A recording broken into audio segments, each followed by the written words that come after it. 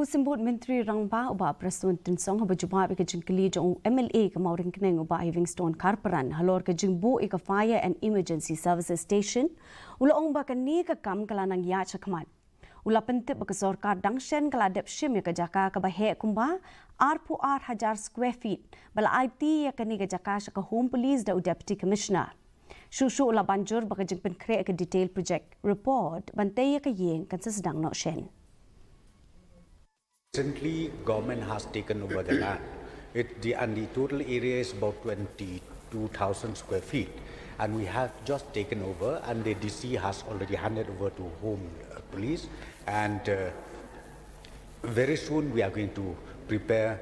DPR for construction of the office building of the fire service station, and once that is completed, sir, the station. Fire service station will be ultimately operationalized.